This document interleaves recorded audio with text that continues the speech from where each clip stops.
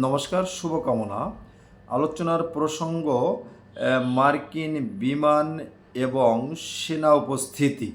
এই প্রসঙ্গে আপনাদের মাঝে কিছু কথা বলার চেষ্টা করছি। আপনারা জানেন চট্টগ্রামে মার্কিন বিমান এবং সেনাদের উপস্থিতি যা বাংলাদেশের সামাজিক যোগাযোগ মাধ্যমে ব্যাপক আলোচনা হচ্ছে, অর্থাৎ আলোচিত হচ্ছে। সামাজিক যোগাযোগ মাধ্যমে বিভিন্ন মন্তব্য মতামত মানুষ লেখালেখি করছে।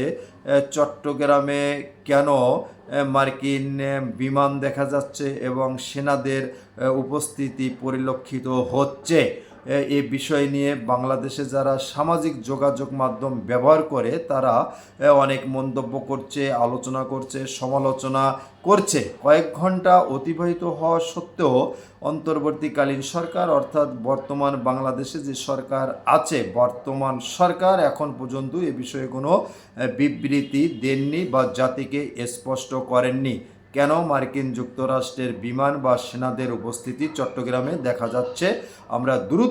আমরা দ্রুত সরকারের কাছ থেকে এর বিবৃতি বা জাতিকে স্পষ্ট করে জানানোর জন্য অনুরোধ রাখছি। কেন মার্কিন যুক্তরাষ্ট্রের বিমান চট্টগ্রামে দেখা যাচ্ছে এবং সেনাদের উপস্থিতি কোন কারণে। আপনারা জানেন অন্তর্বর্তীকালীন সরকার দায়িত্ব গ্রহণ করার পর থেকেই প্রতিবেশী দেশ ভারতের সাথে সম্পর্ক অবনতি হয়েছে এবং উন্নত হয়েছে পাকিস্তানের সাথে সম্পর্ক।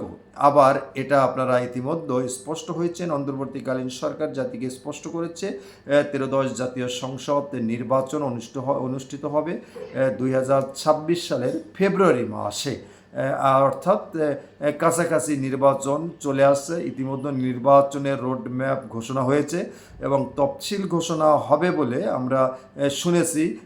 ডিসেম্বরে তফসিল ঘোষণা হবে।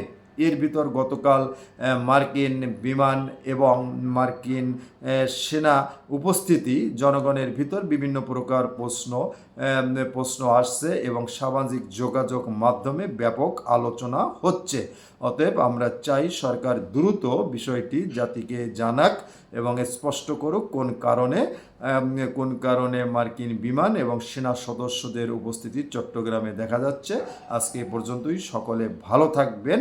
আপনাদের সঙ্গে আবার কথা হবে। নমস্কার।